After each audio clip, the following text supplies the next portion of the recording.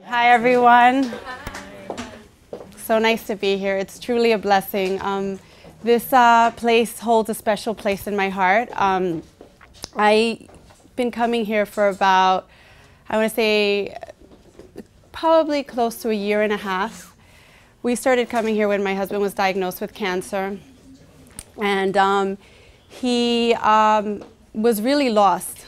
His soul, his spirit. He was just in a very dark place, and once we started coming in to see Dr. Ray and Dr. Gus, our lives were really transformed. We found not only a network of people that became like family to us because they understood our journey and what we were going through, but we also found, just by sitting here in the waiting room, just like you guys are doing, these videos fueled our soul, and we started learning so much and applying new things, and it was wonderful that we were able to realize that we had some control over our lives and not just, leave it up to a doctor to determine our destiny. So sadly, my husband ended up passing in May of last year. And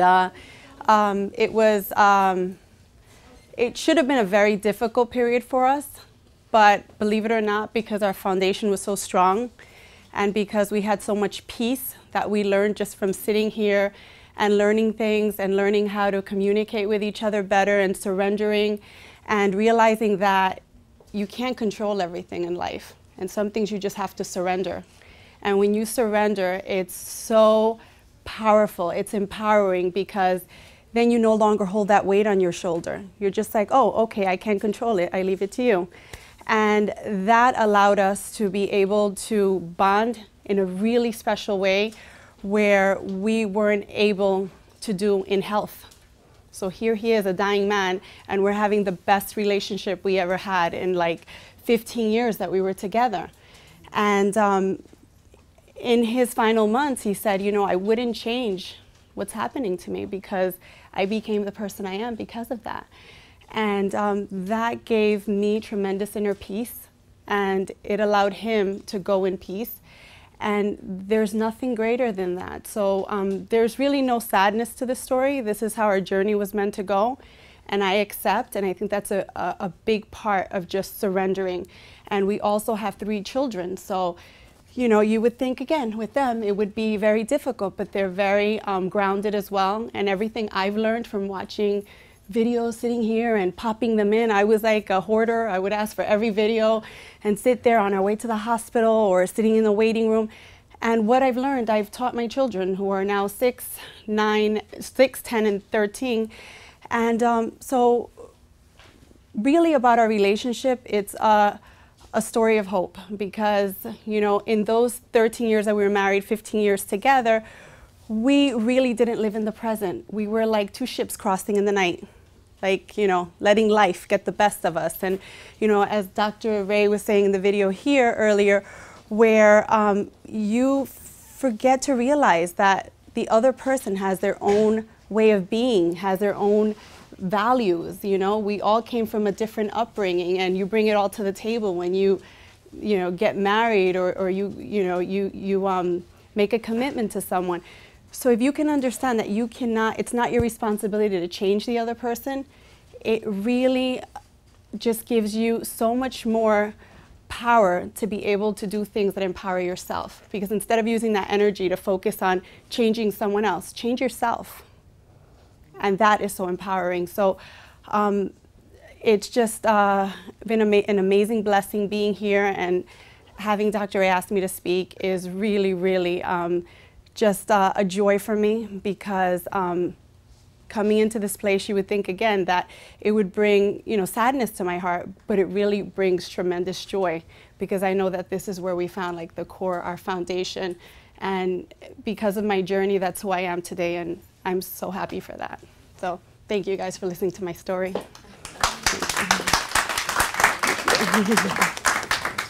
All right, welcome again. Welcome again. It's good to see everybody.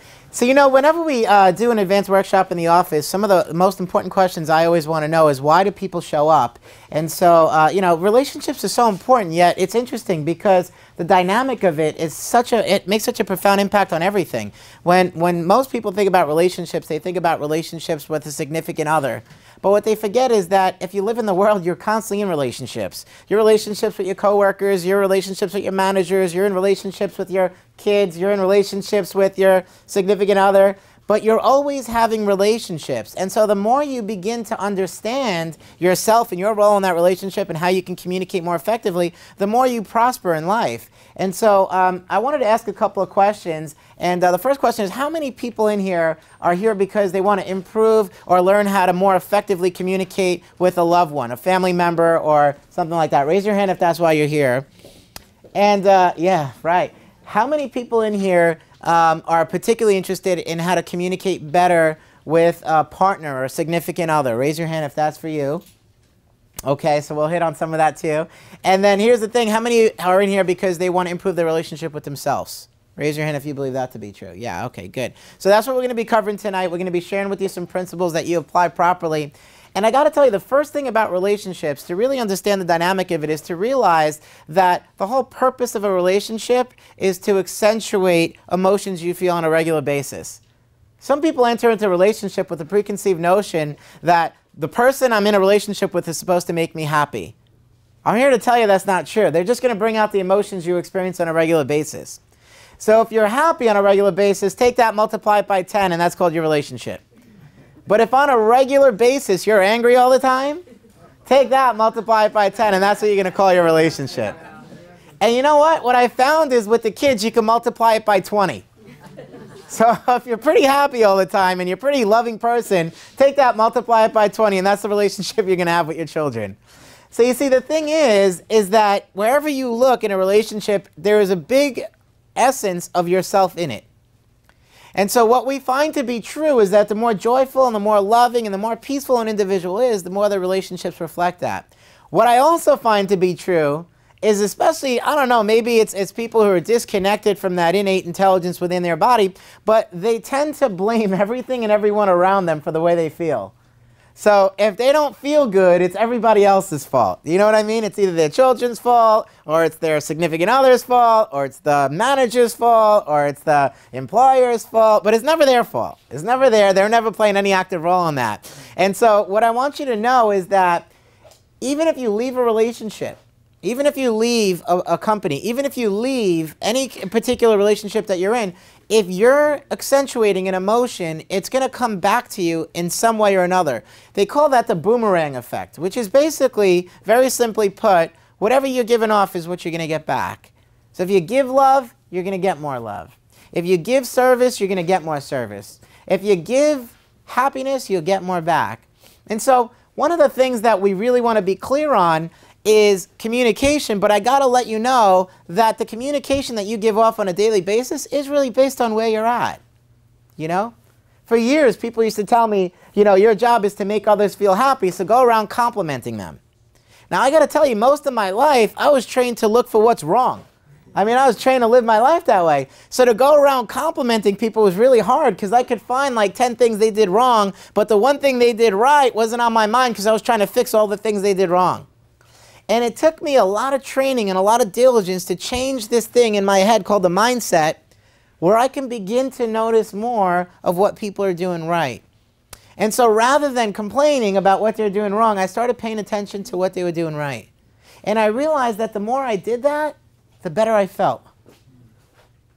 And then I realized the better I feel, the healthier I am. So I realized that my recipe of thinking was putting me in line for disaster.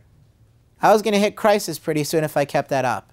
And I've seen a lot of people that have done great things, but in their 50s and 60s get sick. I've seen them get cancer. I've seen them get heart disease. And I know, and we know, that the majority of that is due to stress and the effect that it had on the body, particularly through the nerve system. But I got to tell you, a lot of the stress that they experience begins where? In their own head. And you see, they want to look at the relationship, and they want to look at the company that they work for, and they want to look at their kids. But the thing is, it's in your own head. And so what I want to tell you, and you might want to write this down, this is really important if you have a pen and paper, but what's wrong is always available. But so is what's right. So is what's right. And whatever it is that you give attention to on a regular basis, consciously and by design, when you give your attention to things, you're going to program your unconscious to do the same. So pretty soon, your unconscious, as a part of your brain called the reticular activating system, will point out to you the very things that you've been focused on. So if I focus on what people are doing wrong all the time, I'm going to get up and the first thing I think about is what people are doing wrong. The first thing I draw my attention to is what people are doing wrong. So you intentionally and by design got to begin to focus in on the positive attributes in people. I'll never forget, I had a patient come in and, her relationship was really rocky. And I said to her, I said, and I said, what's going on? And she said, well, I'm just really stressed. And I said, why? And she said, well, you know how it is, she says. I said, what how is? And she says, well, relationships. It's like that, right?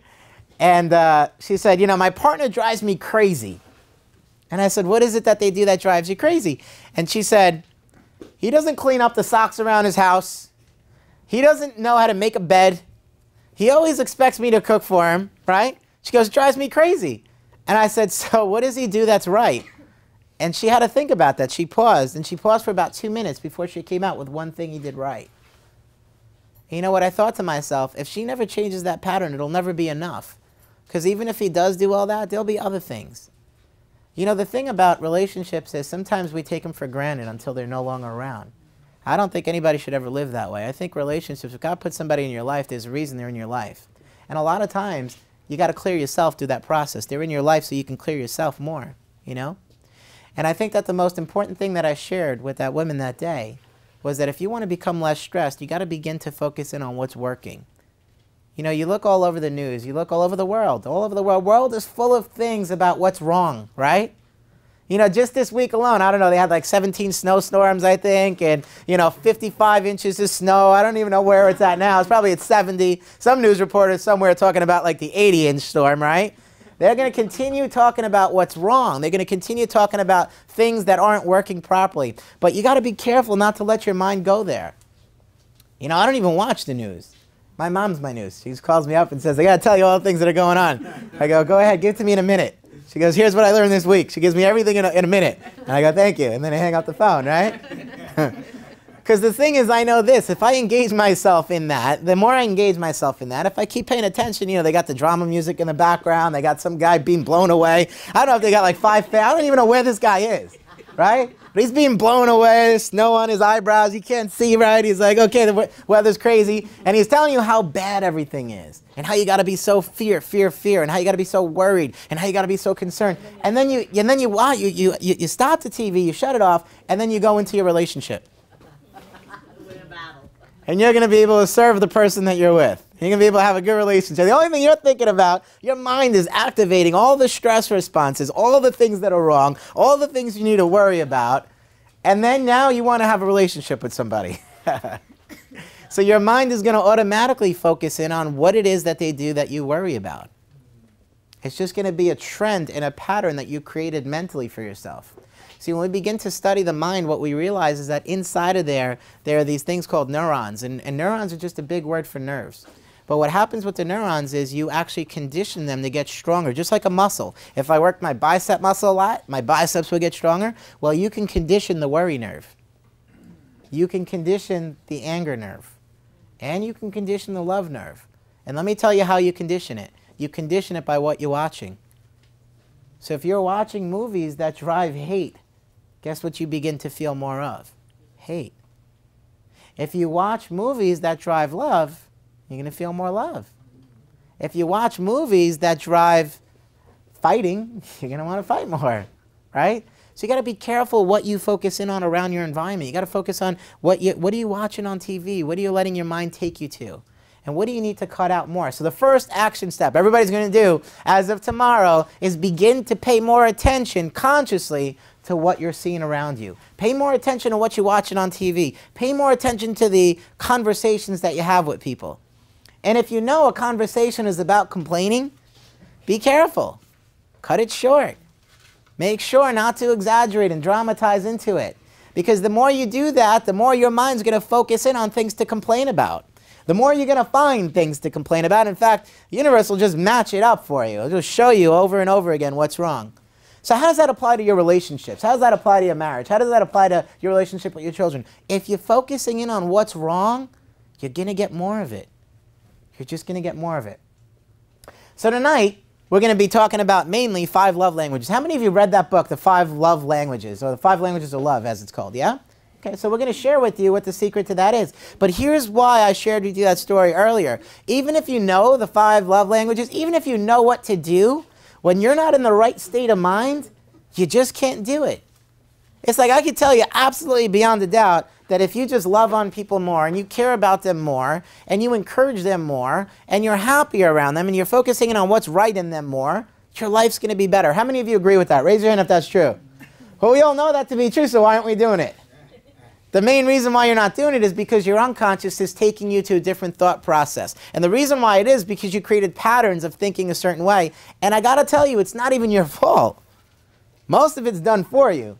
I mean, when you think about a child going through school and taking tests, what does the teacher mark on the test? What's right or what's wrong? Yeah, how do they do that? Big red ink, right? Wrong, wrong. You get like a 90 percentile, 80 percentile. 80% of the things are right, but they're going to focus in on the 20 that are wrong. So you've been trained at an early age to focus in on what's wrong. And the thing is, that's got to change. And I got to tell you, one way that it changes is getting your body out of the stress response. One way that it changes is getting adjusted. How many of you feel better when you leave here, you just notice that you're happier, your emotions are different, you notice a change in your body? Raise your hand if that's true. 100%. Well, the reason why it is because you're pulling your body out of stress, you're reconnecting to the intelligence that runs this universe, right? And more importantly, the main concern about that is you're releasing the right chemistry in your brain, so now you can begin to focus in on what's right more. So we're going to share with you the love languages, but then I got to go back to letting you know everything starts with who? You. People go, what's the best way to be in a good relationship? I go, be in a relationship with God, or be in a relationship with your inner being, or be in a relationship with yourself, or stop judging everybody else. It's like, oh yeah, I could do that. But the thing is, they're looking for the tool. So I'm going to share with you some tools, but I want you to know it all starts inside. It all starts with your relationship. I could tell you how many relationships were saved because of the fact that that person got their power, their intelligence expressing in their body better. We reconnected them. The adjustment made the difference in their relationship or in their marriage or in their love life or in their relationship with their employees. Or, I mean, I've seen a lot of employers come through here that just didn't know how to take care of people because they were so disconnected. They weren't connected to their inner being. They weren't connected to the intelligence that runs this universe. They weren't connected to God, whatever word works for you there. I call it God. But you know what the most important thing is? You got to be connected. You got to be fully expressing 100% of your potential. How often? 100% of the time. And isn't it interesting that people will actually prioritize their job, but what they forget is that when they're not fully connected to their intelligence, when their body's not in a healthy state, they can't even be a productive employer, or an employee, or a father, or a husband, or a mother, or a daughter. So how many people need to be here in a workshop like that and really hear that? I think everybody. How often? I think regularly. You know, if every time you put on the news, they talked about what you really needed to know, what's working in the world, what's amazing in the world, how much love there is, you know, and they talked about these things about connecting to yourself and really getting to be in that place where you're empowered, right? Instead of disempowered, hope instead of victimhood, right? Turn on the news and all you see is people getting killed, murdered, shot, all the wrongs in the world. But they forget that there's a whole other part of the world. And the thing is, I'd rather live in that part. Because when I do, I'm just better to myself. When I do, I'm just better to other people around me. And see, when I do, then I can apply what's called skill, which is actually learning some tools. So we're going to share with you the 5 love languages, okay? Who knows the first one? Anybody know? Just name one out. What is it? Touch. Touch, absolutely. Right. So this is one you should apply in your personal relationships more than elsewhere. But here's the thing I want you to know. There's nothing wrong for me. Personally, I think hugs are important. They did a study and they found that if you don't get 10 hugs a day, that you're tactily depressed. What that means is that your body is not receiving the love it needs. 10 hugs, right?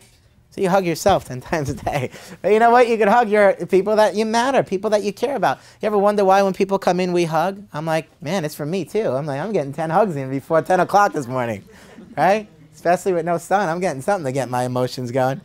But you see, the truth is, it's an important part. Touch is really important, you know? And it's so interesting to me when you go into a medical doctor's office and they got that big screen that they shut you off and then they got the plastic gloves on. It's like they don't want to touch you. You know why? I don't think they want to get emotionally involved. Because they know that if they did and they started seeing the effect that the drugs were doing to people and how many people were being negatively affected, it would destroy them. You know, I had a talk about this with the medical doctor the other day, and he was telling me that in school they teach them to be emotionally uninvolved. Is that even possible? You just got to put like a number on their head or something. You got to do something where you're off track. But to me, healing involves love. How can you leave that out of the equation? How can you leave touch out of the equation? The healing occurs when you love on somebody, when you touch them and you let them know that you care about them. You're missing that. You know, I said to this medical doctor, I said, that's just wrong. I go, why would you even think of doing that? And he said, well, you know, if something happens to them and they die, so I don't want to go home feeling bad. I go, so don't let them die. Don't give them drugs. Don't kill them. Yeah, right.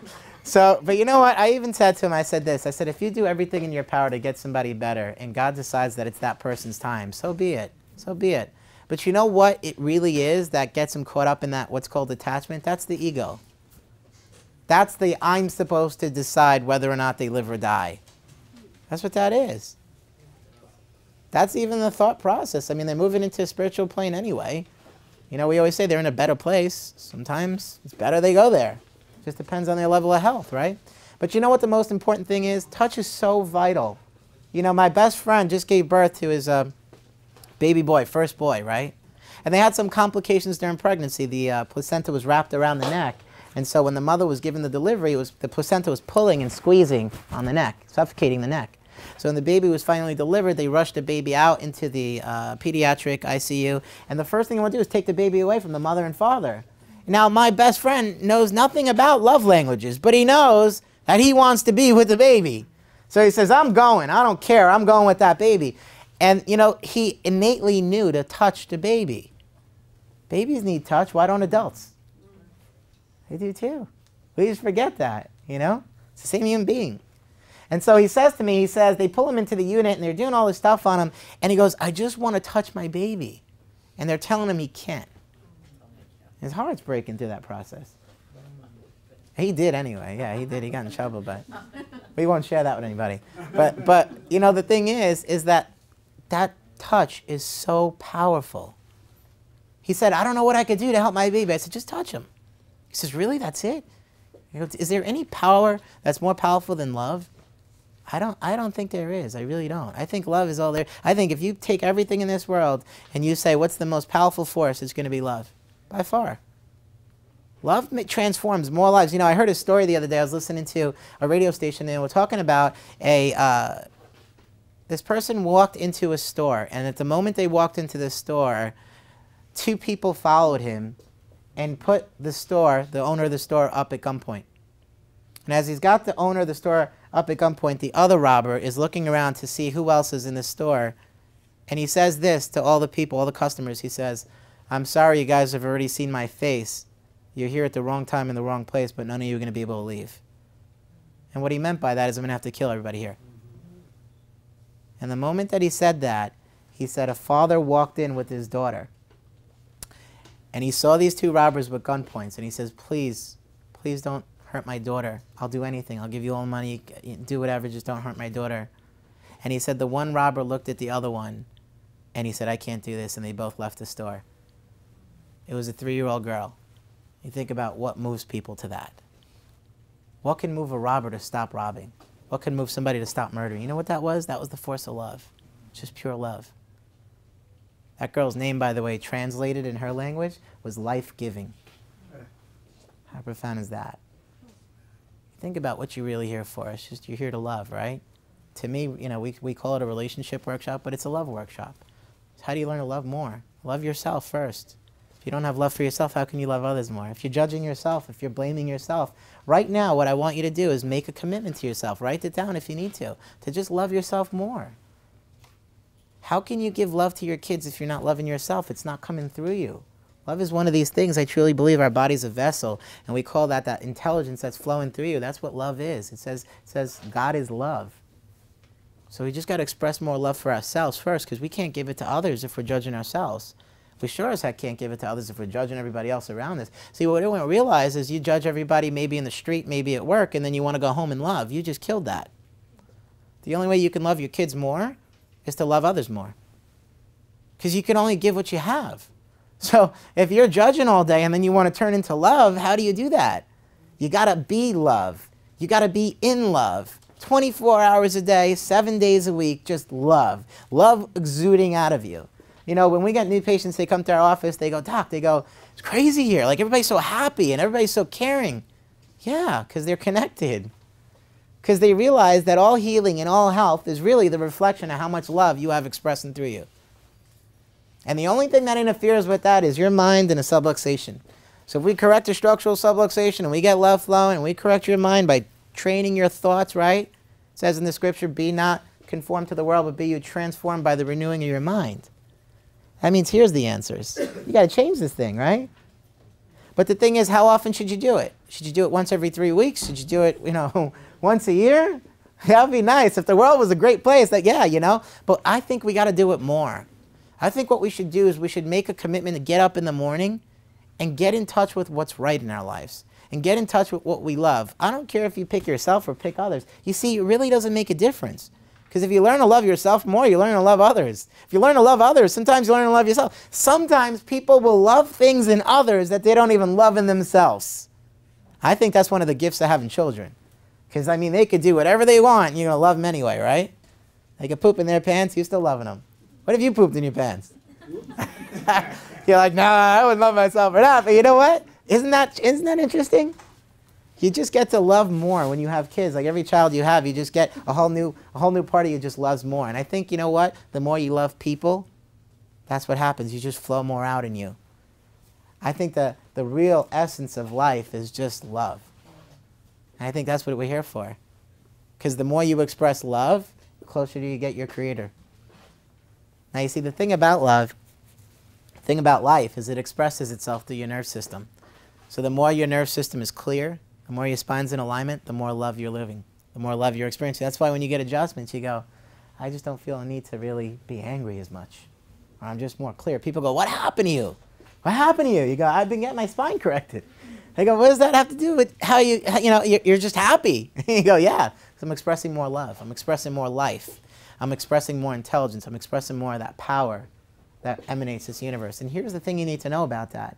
Once the love is pouring out through you, then you do need a vehicle or a vessel to express through, which is what the love languages are. And it's important. Here's the thing. I have patients that come in our office and they don't value touch. What that means to me is that somewhere in them they're disconnected, right? I don't know why, but they're disconnected, because is that a basic human need to be touched? If you don't think it is, they've done research studies on kids. And there was this crazy psychologist, and I call him crazy because he must have been, but what he thought was that loving on a child wasn't a good thing because then you train him incorrectly. So what he did is he started teaching that it wasn't scientific to touch a child if they're crying and you shouldn't touch them at all.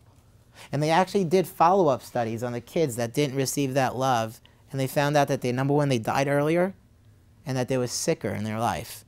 So you think love is important? I think it's the most powerful thing you can give somebody. I think love is all there is. And so the thing is, you need to touch. And if that comes true for a child, and that's an innate thing, that means that's not a learned behavior. That means it's an innate behavior, meaning you were born to want touch.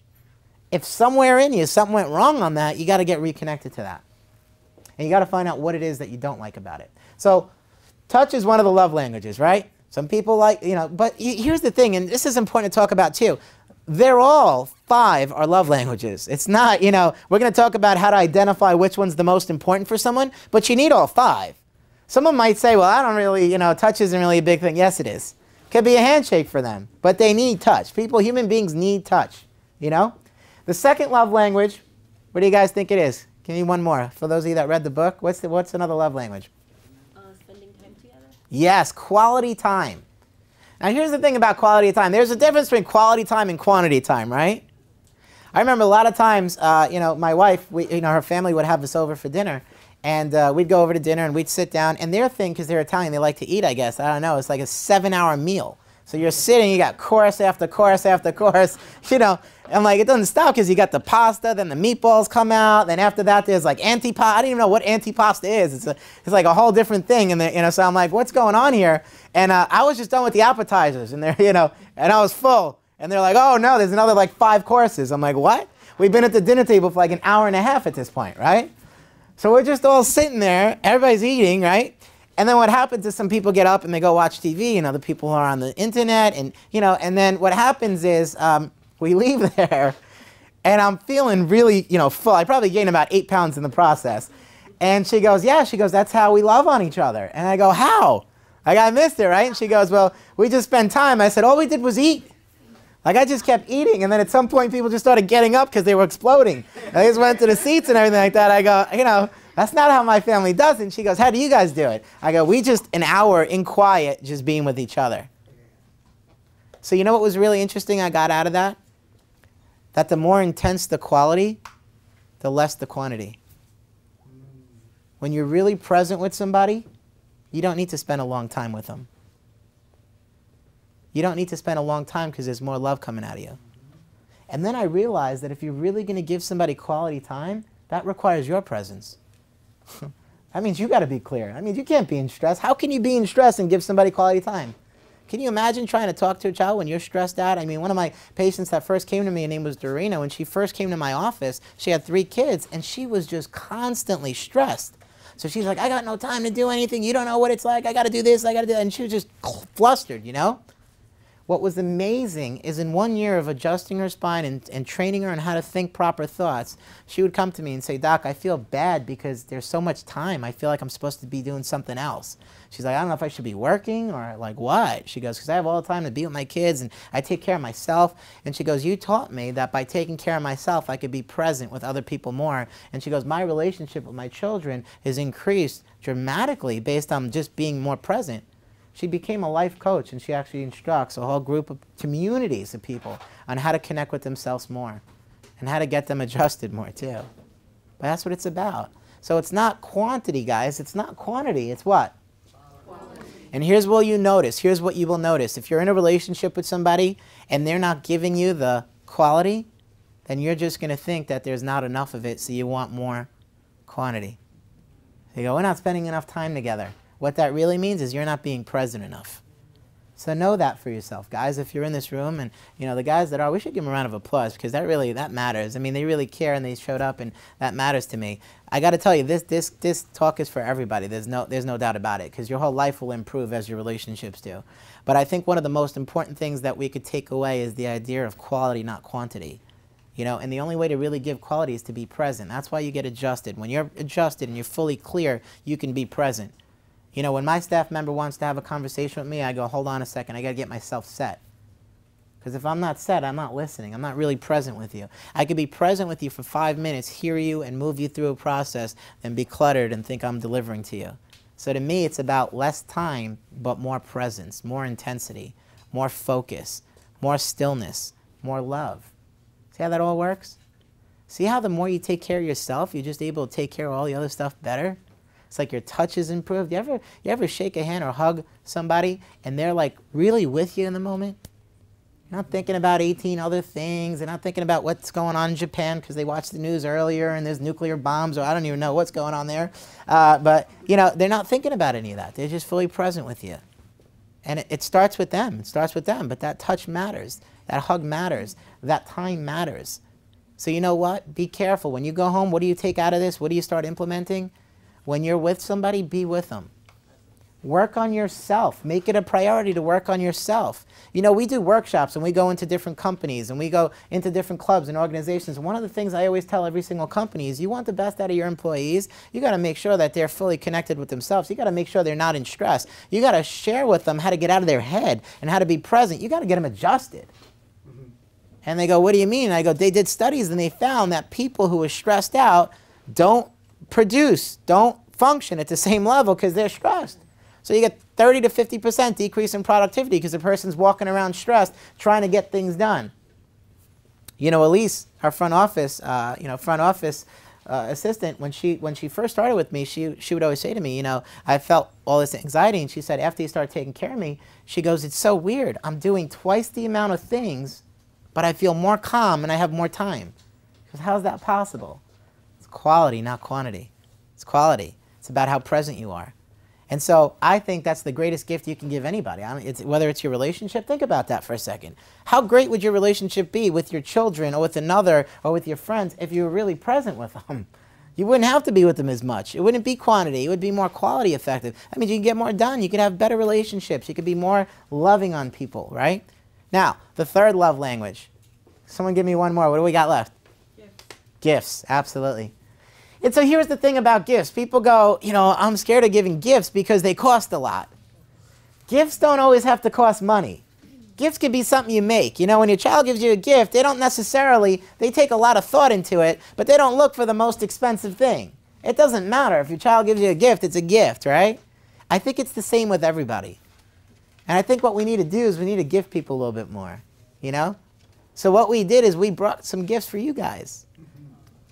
I actually brought, most important thing is I brought 2 gift cards for everybody in here so that you can get a loved one to come in here, get checked, get adjusted, get a consultation at our expense, completely free on yours. So let's give yourselves a round of applause for that. Marissa, maybe we could start giving those out, the gift cards, right, in the packet for everybody. The other thing that I think is really important is being able to listen to this workshop. So when we finally do produce it, I'm going to get a copy for all you guys on us so that you can hand it out to the people you care about the most. Here's the thing, though.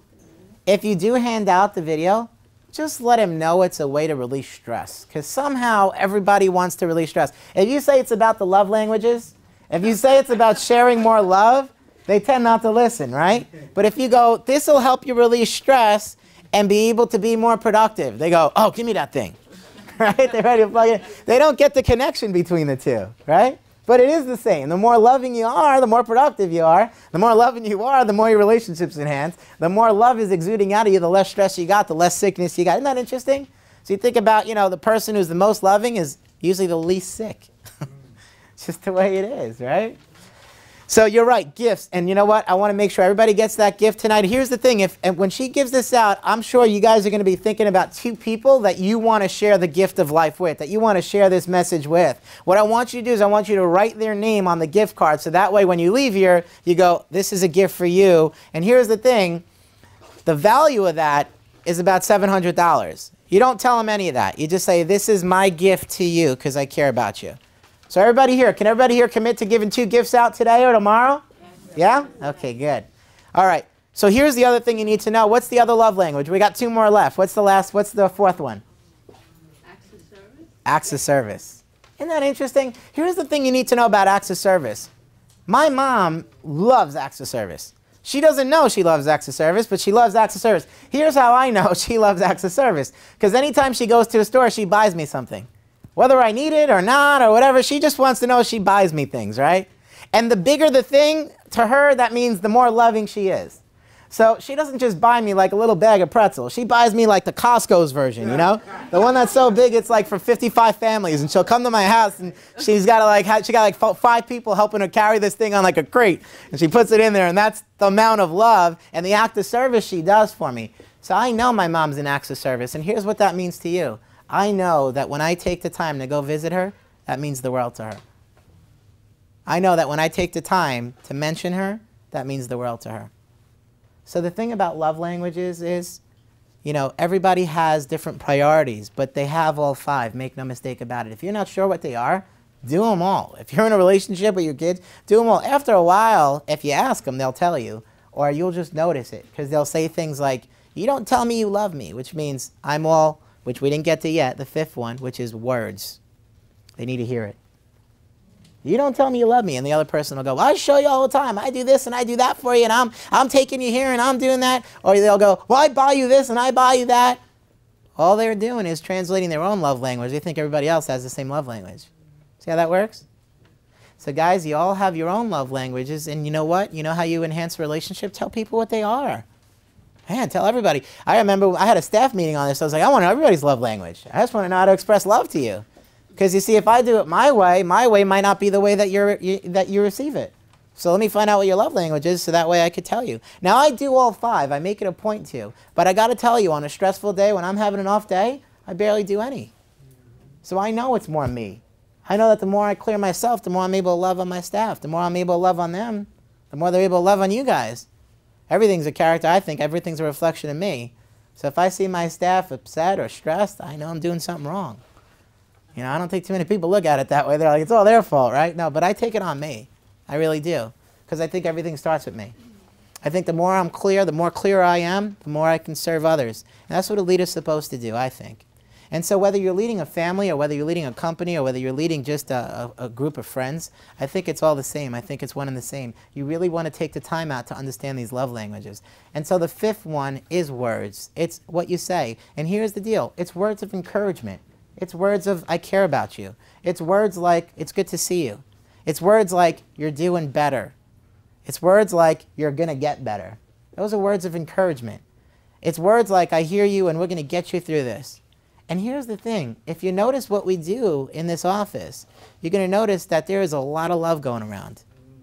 And the reason why is because the more love is expressed within you, the more deserving you feel of love, which you do deserve. It's who you are. The more love you feel you deserve and the more you fill yourself up with love, the more you heal. It's an important part of healing. I mean, the adjustment without that love just wouldn't create the same miracles. People go, Doc, what's so different about this office? It's love. Call it what you will. You call it they care about you. You call it they tell you. They give you service. They go out of their way and give you gifts. You know, as far as I could tell, the best restaurants, the ones that I always want to go back to, are the ones where the service is really good. Are the ones where they just love more. Are the ones where they just appreciate things more. Right? Best hotels, same thing. You know why you're so drawn to it? Because we're naturally lovers. We're made of love. We're bathed of love. We are love.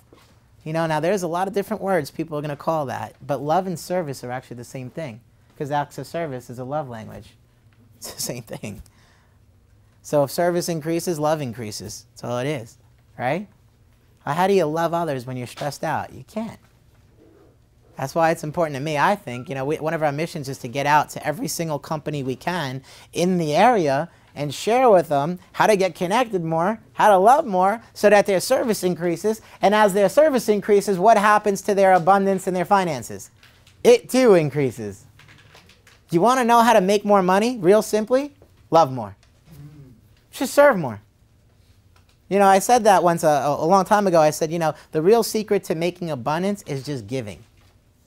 Give to the point where you just can't give anymore and watch how much abundance comes your way. But if you give for getting, that's not love.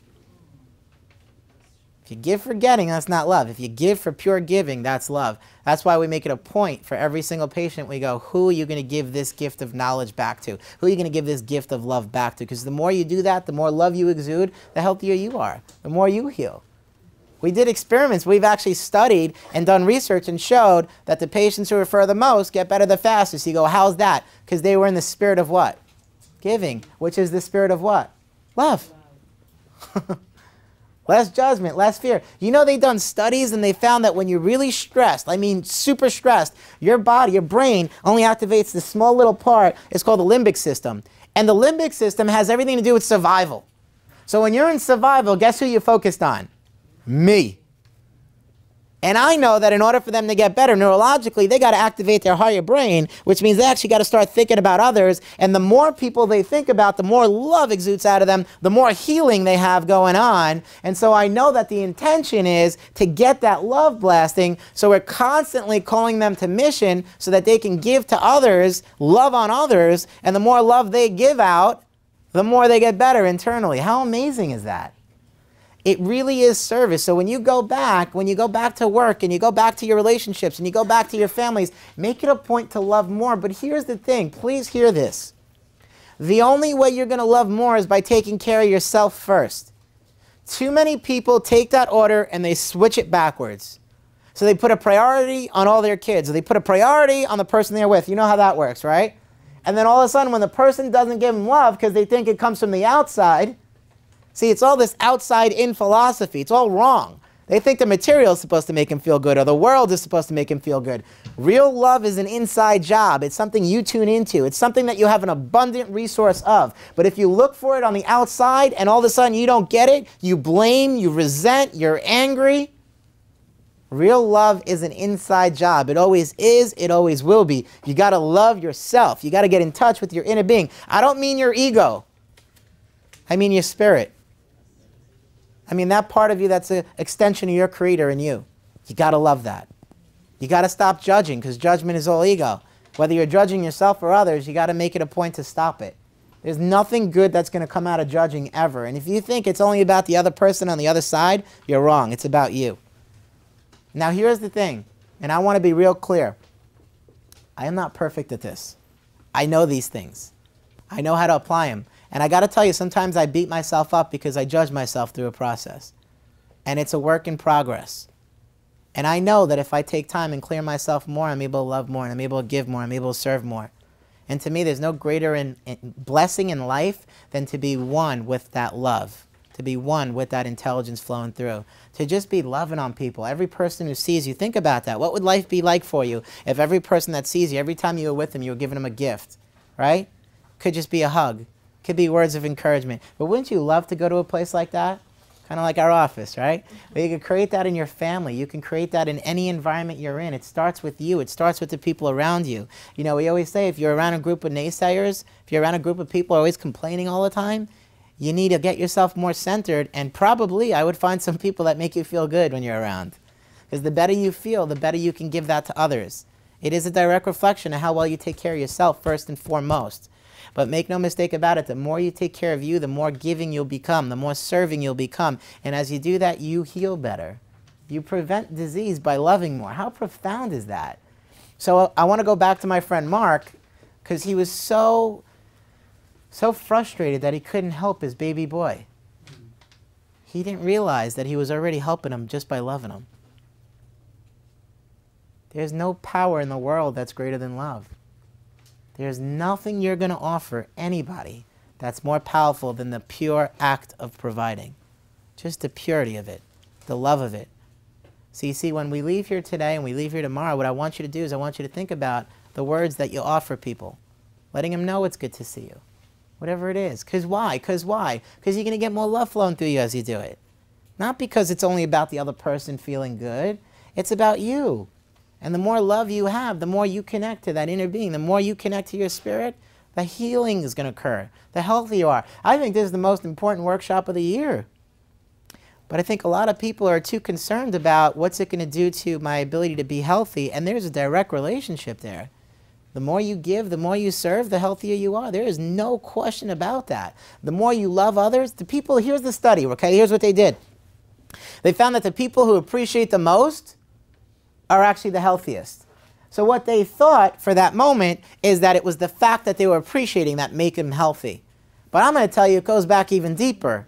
It was the love that they were feeling that allowed them to appreciate, which allowed them to be healthy. It was really the love. And here's the thing. People go, oh, you're just a lover. Let me tell you, love comes in different languages. In New York, a lot of men don't want to love. They go, oh, not me, you know, I'm not a lover, that kind of thing. Let me tell you, call it whatever you want. Call it service. But I've seen some of the biggest, toughest guys serve people. I've seen how they're there when you need them. I got some friends that are like 300 pounds and they're huge, and you know, and they're laborers, and they would never tell you they love anybody except for their daughters. They think that's okay. But if it comes to anybody else in the neighborhood, you know, there's no love coming through there supposedly. But you know what? I've seen them get out and change somebody's flat tire. I've seen them make it a point to make somebody who's down feel better. That's love. That's love. And you know what? The most powerful thing about love is that there's 5 different ways to express it for sure, but the only way you can is when it's exuding out of you. So let's talk about some of the things that you're going to do different. Because you see, a workshop's only a workshop. Knowledge is only knowledge, unless we do what with it? Apply it. So what are some of the things that you guys are going to do leaving here today to make a difference in yourself, of course, but also in others? What are some things you could do? Like you said, say nice things to others. I mean, I say, hey gorgeous, hey beautiful, what's up? Like at work or whatever. I don't know what people think. And you know what? You can even count that. You know, you go, I've been doing 5 a day. I'm going to take it to 10 a day. You know what I mean? And you could even reflect, get this, you can even reflect back on the day of all the nice things you said to people and all the nice things people said to you, and then you'll feel more love. But it goes back. Of course, it's a boomerang effect. Absolutely. Absolutely. What else? Give more hugs. Give more hugs. I love it. I'm going to be around this guy more.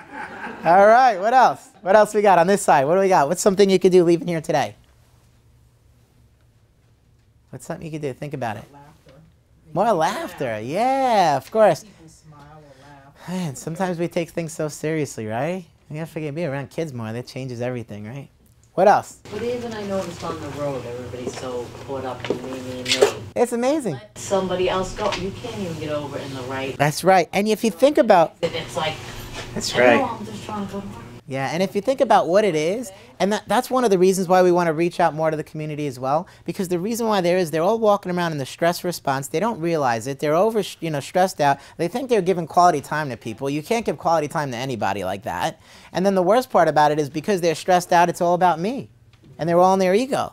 And if you could just get in there and adjust some of those people in traffic and adjust some of those people, you can make a change. You can really make a change. And the way that you change is by getting them to express more high-level neurological function, or better said, more love. That's all it is, right? That's all it is. All right, what else? What are we going to do tomorrow? Being more intentional about reconditioning my thoughts and my mind. Absolutely. Being more intentional. In other words, consciously and by design, paying attention to your thoughts. Paying attention. If you're complaining, here's the thing. Don't beat yourself up about it. Just notice it. The awareness itself will let you do less of it.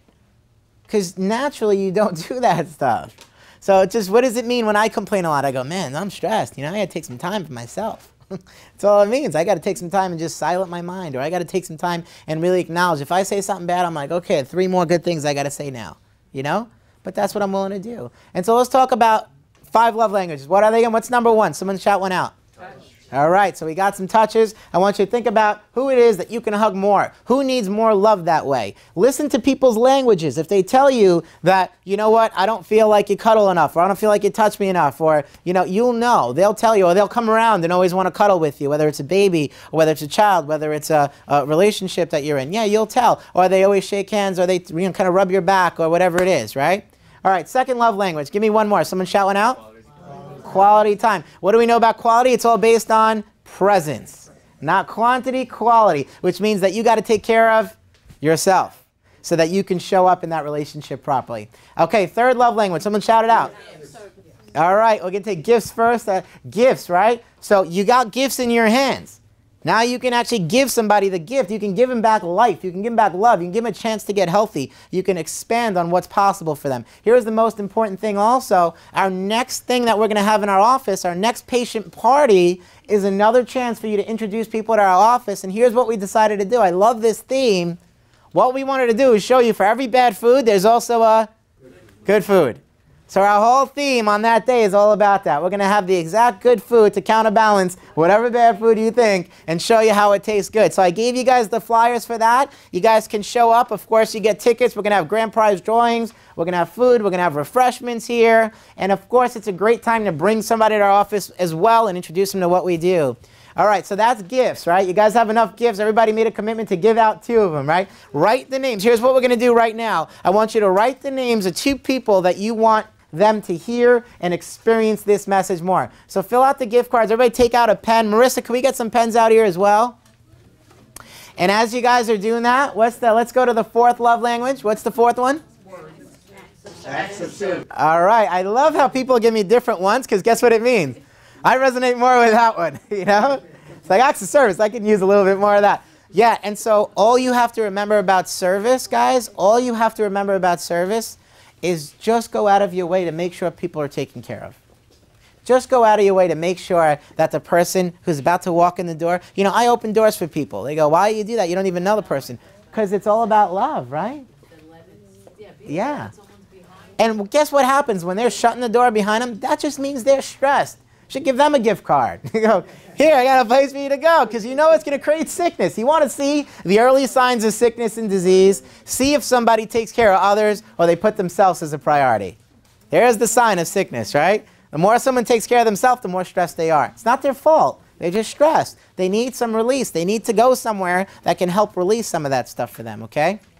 All right, and the last one, words of affirmation. So that's words of encouragement, right? Do you ever notice when you come in, our front desk loves on you? Good to see you. Come on in, right? You're doing better. The doctor tells you you're doing better. Power is on. You're getting there. It's all words of encouragement. See, I wanted to create a space. I wanted to create an oasis of love. Because I figured if you can come into it on a more regular basis, your body would be healthier, you'd heal, and you'd be able to serve your community better. That's what we did here. That's why the only TV you see here is me, right? It's kind of like Kenya saying earlier. I make it a point to make sure that CNN's not on that TV, right? Yeah, either here or even in my house, you know? It was funny that one week where there was Hurricane Sandy, and our house was affected. So what I did is I went to my mom's house. I took it as a time to spend some quality time with my mom. And the first night there, we're there, and what happens is the TV's on, and my mom likes the news, right? She's my news reporter. She calls me up every, for a whole hour. She'll give me the, for the 1 minute, she'll give me everything that happened in the week. But what happened is I was like kind of praying for the TV to shut off. Electricity went out. Boom. No more electricity for like a week, right? I was like, my mom's not going to know what to do without all the news and everything going on. I go, I'll be her news station. So what I share with her? I just shared with her all the things I care about her. Share with her all the love. And when I left there, she was like, you leaving already? Because you see, that's what people really want. As much as you think you want to watch the news, you don't. You want to watch things that make you feel good. Better to watch something and watch nothing. I mean, that's where people go. But it's better to go places that make you feel good. It's better to watch things that make you feel good. So some of you maybe have to go home and think about what you're watching and make some changes in that. And don't quit cold turkey. Don't quit cold turkey. No more Criminal Minds? No more Criminal Minds. Lower it from 18 to 17 shows this season, right?